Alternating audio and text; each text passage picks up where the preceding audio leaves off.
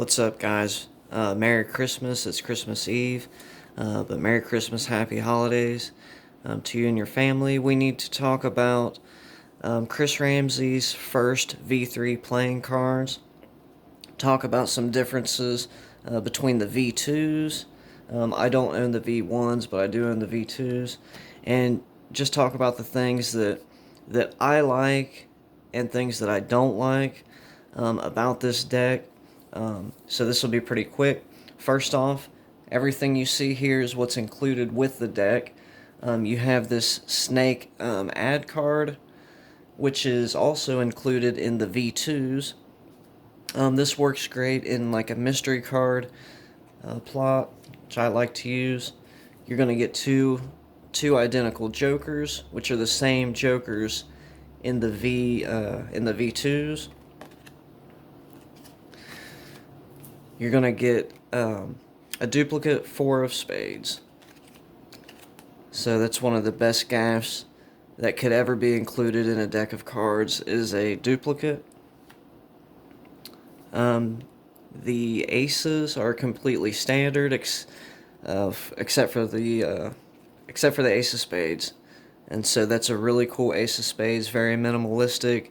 That green really does make it pop with the first logo in gold foiling directly in the center. The kings are completely standard except for the collaring. It has darker royal type collars, dark brown, gold foil, black. And so they're going to be completely standard except for the King of Hearts, which has a Seven of Diamonds reveal, the same reveal that is in the V2s as well. Now, the jacks, this is where we're going to see a little bit of custom work in here. Like I said, except for the collaring, you're going to notice this little foliage. You're going to see each jack holding some type of fern, some type of leaf, some type of foliage. And so we'll just go through this. I'm going to tell you why I don't care for this. You see some big long fern right here. It's very difficult to see, but you could see he's holding something right here, some type of leaf. And the Jack of Spades looks like a buckeye leaf or something like that. The same is true with the queens, except for the Queen of Clubs.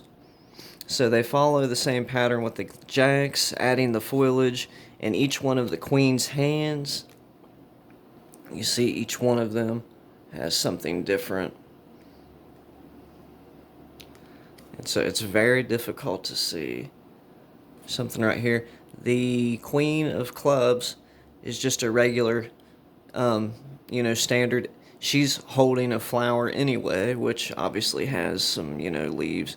And so nothing has been changed to that, at least not that I can tell. Why I don't like this and why I wish they would have gone about that different, and this is just a small thing that I don't care for. I think the collaring they used on these ferns, this foliage on the court cards, it's so dark, it almost looks like it's so dark, it's like a very dark green. And because of that, it just looks like they're holding wilted leaves. Like, I feel like if they would have used the same color they did for the Ace of Spades, and used that same color for this foliage, that it would have really made these court cards pop. Because as it stands, I mean, look at this one. You can't even barely tell. Until you get right up on it, you can't even tell that that's, a leaf. And when you do realize that it's a leaf, it looks like a wilted or a dead leaf. So that's my only complaint. I wish they really would have redid the collar on that. Like I said, if they would have made it a brighter green, it would have added some contrast to each one of these cards and really just made them pop. Now, that being my only major complaint, I can tell you that these cards are nothing like the V2s. They are a lot thicker.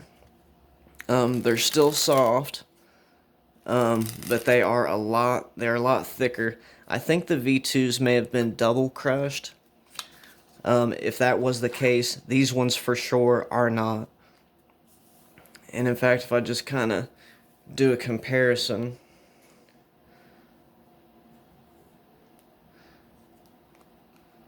this one right here is going to be about 3 cards. 3 cards, bigger in actual size. So, which for me is a good thing because I like a deck that is stiffer. So I'm very happy about this. I also I think the design is beautiful. It has a, very interesting colorway. You could see the different green foliage making this stripe whenever you fan, as well as the little gold first logo. And so that's very cool, and it kind of harkens back to the original V1s, with the backs being white as well. I don't own the V1s, as I've said. I know that Chris has talked about the V2s, and he seems to think that the collar, all the ink on the back, causes it to clump up. I haven't had that case. I know that Chris Ramsay's up in Canada, so I don't know if it's something to do with the weather. But these handle very good, and I've had these for a while now, and they still handle, just like I got them out of the box. And where these were double crushed or on thin stock, they just feel so broken in out of the deck. And these ones, like I said, it's gonna be a little bit of effort trying to break these ones in. But for me also, I like the thin ones, but I like the stiffer ones better as far as durability, as far as longevity. And, like I said, it's just a minor complaint with the, I guess I would call it the wilted foliage on some of the court cards. It's a minor thing, because other than that, these cards handle great. They are modern cut as well, so that means they faro from back to front.